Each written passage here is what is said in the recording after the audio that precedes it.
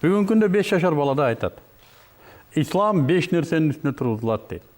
Бул ла иляха иллаллах Мухаммадур Расулуллах деп күбөлүк берүү, 5 вакыт намаз окуу, bir жылда bir Рамазан айында орозо кармоо, байыса зекет төлөө, жана bir өмүрдө bir жолу өзүнүн адал тапканы менен ажылык милдетин аткаруу. Мына ушул 5 түркүк исламды көтөрүп турат деп айтат. Тилекке каршы бүгүн көпчүлүгү мына ушул 5 түркүктү ислам деп ойлоп калды. Тагыраак айтканда намаз окусаң эле ушул ислам, ушул эле мусулманчылык деген жок. Бул намаз мусулманчылыкты, ислам деген жашоо образын көтөрүп турчу 5 түркүктүн бири. Болгондо да өтө орчундуу, өтө олуттуу орундардын бири, түркүктөрдүн бири. Карап көрөлү. Намаз араб тилинен которгондо салат, араб тилинде салат деп келет, байланыш дегенди билдирет. Мен өзүм билгениме караганда, изилдегениме караганда байланыш болгондо дагы диний түшүнүктө Аллах субханаху ва таала менен болгон байланыш. Намаздын өзүнүн системасын карап көрүңүздөр. Биринчи, Аллахты биз аздектеп атабыз. Аны улуулап атабыз. Сен аламдардын ээсисиң, сага гана мактоолор болсун деп атабыз. Анан өзүбүздүн мамилебизди айтып атабыз. Биз сенден гана тилейбиз. Биз сенден гана коркобуз. Биз сенден гана суранабыз. Анан кийин сурап атабыз. Аллахым, биз түз жолдо карма, Биз адашкандардын жана дат деп кыйкыргандардын жолуна сала көрбө, Аллахым деп. Анан эмне кылып атабыз? Анан Аллах Тааланын китебинен аяттарды окуп атабыз. Эгерде ата-энеңдин экөөсү же бирөөсү карыган учурда аларга үф дебегин. Аллахтын китебинен эске салып, анын үстүндө пикир жүгүртүп окуп атабыз. Эгерде ата-энеңдин экөөсү же бирөөсү карыган учурда аларга үф дебегин. Үф дебеген эмне? Изилдейбиз. Үф дебеген эмне? Бул ата-энеңдин балким биздин бир окумуштубуз айткандай, артын тазалап атып, мурдуңду чытыба дегениби.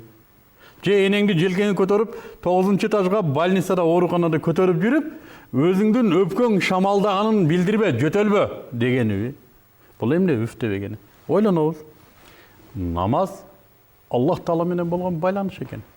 Андан ырыскы сурап алуу, андан береке сурап алуу, андан жамандыктарды, балээлерди көтөрүп салууну сурануу байланыш каражат экен. Экинчиси, намаз жамандыктардан кармайт. Намаз адамды жамандыктардан кармайт дейт. Бизге келип сурайт көбү.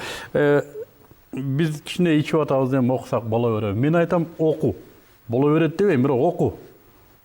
Кыргызстанда башкасын билбейм, намаз окугандардын 90% айдан түшкөн эмес, бардыгы арактан чыккан. Моюнга алышыбыз керек. Ушундай доордо жашадык. Арактын ичинде багылдык.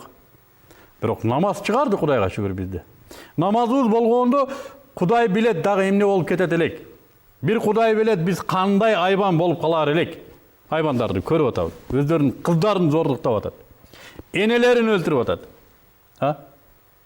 Көрүп атабыз арактын кесепетин. Ошон үчүн мусулмансың десе, деп көлөйбөйбүз. Алхамдулилла. Аллага мактоолор болсун, мусулманбыз. Анткени бизди ушул баледен намазы алып чыгып кетти. Эгерде жок, арагыңды таштап туруп анан намаз оку десек, арагын да таштабайт, намазын да окубайт. Бүгүн биздин шарт ушундай. Эмнеге десе, намаз чын ыклас менен окулган болсо, аны жамандыктан тосот. Ата-эне баласын отко түшүүсүн каалабайт го. Ата-эне кандай коргойт баласын? Этегинен тартат. Балам кой барба? Балам кой аны кылба? Намаз кучактап тосот. Намаз алдынан тосот, көкүрөгүн түртүп. Намаз үстүнөн, намаз астынан. Намаз көйдүн ар жагынан намаз коргойт, аны тосот жамандыктан. Намаздын урматына Аллах субханаху ва таала ошол чөлкөмдөгү балени көтөрүп турат деди. Балким Кыргызстан кыйрап кетиши мүмкүн эле, мен ушуну сыймыктануу менен айтам. Кыйрап кетиши мүмкүн эле. Бизде болуп аткан бузукулукка, бизде болуп аткан уурулукка, бизде болуп аткан мына ушундай бир фитнага Кыргызстан балким кыйрап кетиши мүмкүн эле. Кыйрабаган болсо, демек Аллах Таала намазкандардын намазын урматына кармап турат деп сыймыктануу менен айта алам. Ар бир намазкан кыргызстандык мусулман намазында дуа кылат. Аллахым, эли жериме тынчтык бер дейт. Кайсыл намазы жок эли жерине дуа кылып атат. Кантип дуа кылып атат? Анын дуасын ким кабыл кылып атат? Намазы жок. Тараты жок. намаз бүгін біздің елімізді тұңғиықтан шығара тұрған ар бір адамның қолындағы Аллах менен болған байланыш қаражат екен. Ошон үчүн биз бардыгына айтышыбыз керек болот. Намаз окуу. Намаз окуу, намаз окуу. Мен азыр динди билбейм да, мен билимим жок да, мен кичине эки жакты үйрөнүп алайын, эки жакты көрүп, анан өзүм даяр болгондо окуйм да. Эмнеге даяр болосуң? Окат жегенге даяр эмессиң го. Курсагың ачта дүпүлдөтүп алып келесиң го 62 килограммды. Намазга эмне даярдык керек? 14 секундта дарат алса болот. Дараттын 4 парызы бар. 4 парызын аткарып тор намазга.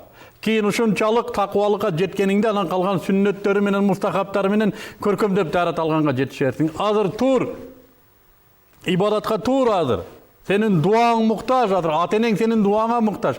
Караңыздар, кыяматта ата-эне келип баланы претензия коет экен. Балам, Аллах Таала вада кылыптыр. Баланын дуасын кабыл кылам дептир. Сен мага ата-энеме жакшы карлык кыл деп неге дуа кылып койбодуң? Өзүм жебей жедирдим эле, өзүм ичпей ичирдим эле. Эмнеге дуа кылып койбодуң мага? Эмне дейбиз? Дуа кылгам, аракты кармап алып тилегем, кел ата-энеңдин өмүрүн берсин, дегемин дейсизби? Кайсы дуаны айтасыз? Аллах менен байланышпай туруп, ата-энеңизге эмнени кылдыңыз? Куранда Аллах субханаху ва таала бизге окшогон чолок акылдарга кантип дуа кылууну да үйрөтүп атат. Эй Аллахым, ата-энем карыган кезде мени бала кезинде кандай мээримдүүлүк менен чоңойткон болсо, сен да ошондой мээримдүүлүгүң менен карлыгын узарткын деп суран деп атат. Аллах Таала дуаны да үйрөтүп атат Куранда. Эмнеге ошол бир сап дуаны кылып коюуга мүмкүнчүлүк жок бизде?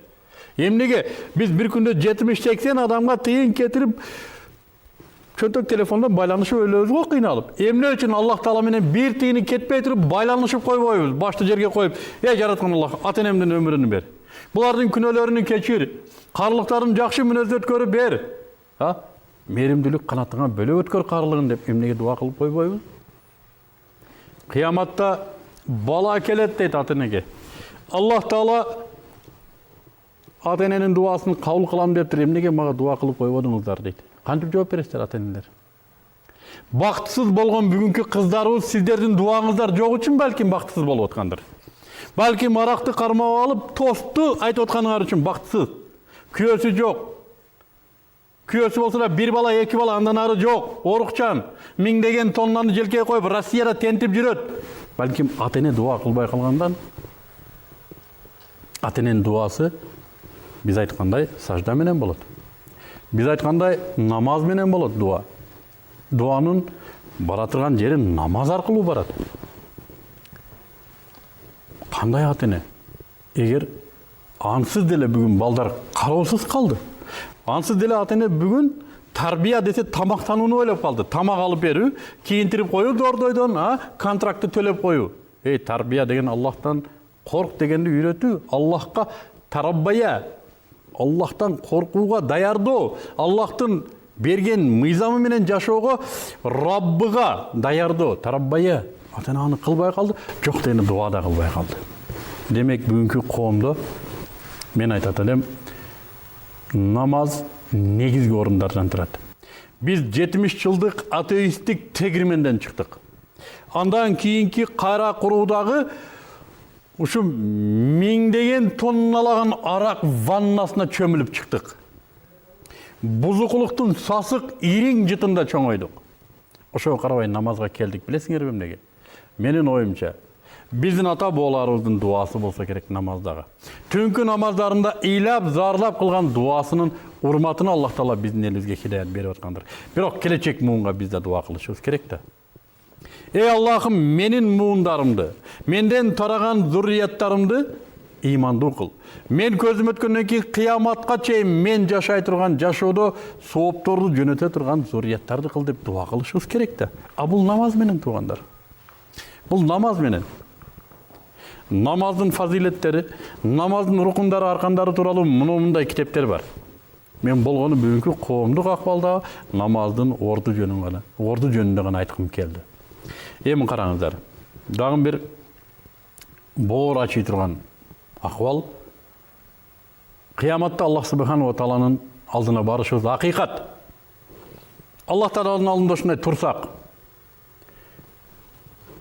аркыбызды шынтип карасак бизден тараган муундар турса, Алардын içinde büt alkaşlar, büt soykular, büt cep içkişler, elin satkandar, ayalın satkandar.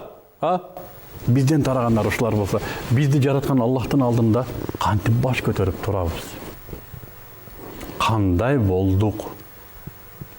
Mına uşul bugün biz oylanıp oturgan mesele. Namaz okuyunuzlar.